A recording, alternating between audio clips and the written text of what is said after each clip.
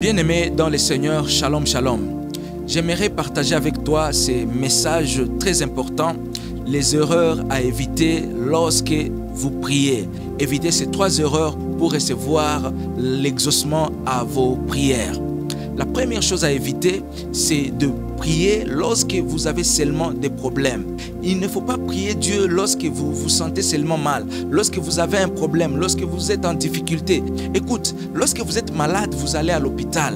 Les médecins vous prescrivent des médicaments et lorsque vous vous sentez mieux, vous vous sentez bien, vous n'en avez plus besoin. Ne prenez pas Dieu pour un médecin. Dieu est plus qu'un médecin. Dieu est plus qu'un docteur. Il faut avoir une communion permanente avec Dieu. Priez même pour remercier Dieu. Lorsque tout va bien, lorsque tout va mal, priez, priez. Ne prenez pas Dieu pour une option. Je me sens mal, alors je prends des médicaments et quand ça ira bien, je m'en fous. Non, si tu t'en fous de Dieu, tu t'en fous de ta vie toi-même. Si tu t'en fous de Dieu, tu t'en fous de tes problèmes. Et une communion permanente avec Dieu. Ne prie pas seulement quand tu as des problèmes. Prie Dieu et une communion permanente à toutes circonstances et l'habitude de communier avec Dieu. La deuxième chose qu'il faut éviter lorsque vous priez, c'est de ne jamais négliger un moment de silence après la prière. Vous savez, Dieu parle. Et quand nous prions, nous parlons, nous conversons, nous dialoguons avec Dieu. Lorsqu'on dialogue avec quelqu'un, on lui parle et on l'écoute, on l'attend aussi. Ne vous déconnectez pas de ces moments de prière lorsque vous avez dit au nom de Jésus, j'ai ainsi prié, Amen. Non, ne vous déconnectez pas. Restez dans la présence de Dieu. Lisez la parole de Dieu. Ayez un moment de calme pour écouter ce que le Saint-Esprit va souffler en vous. Peut-être que vous êtes entré dans la prière quand vous vous sentiez mal, quand vous vous sentiez en insécurité, quand vous vous sentiez en manque de paix. Lorsque vous aurez un moment de calme, vous sentirez une paix, vous sentirez une voix, vous sentirez une conviction.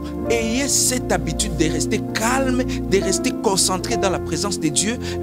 Si possible, en lisant la parole de Dieu, en lisant la Bible, Dieu va vous parler. Parce que lorsque vous lui parlez, il a aussi besoin de vous parler. Alors, ayez l'attitude d'être à l'écoute, d'être en attente d'une réponse venant de Dieu. Ayez l'habitude d'écouter Dieu quand vous avez prié. Ne vous déconnectez pas immédiatement après la prière.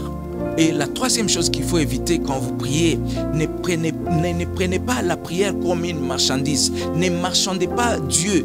Dieu, si tu me fais ceci, moi je te ferai cela. Dieu, si tu me donnes ça, moi je te donnerai aussi. Non, ayez la foi. Dieu, vous n'avez pas à corrompre Dieu. Vous priez, nous prions Dieu parce que c'est lui-même qui nous a dit dans Jérémie 33, verset 3, il dit, invoque-moi, je te montrerai les choses cachées. Nous prions Dieu parce que c'est lui qui nous a recommandé de lui demander. Donc, ayez la foi que j'ai prié et Dieu a attendu et il a exaucé. Donc, quand vous voulez marchander votre prière, ça signifie que vous n'avez pas la foi. Ayez la foi à Dieu.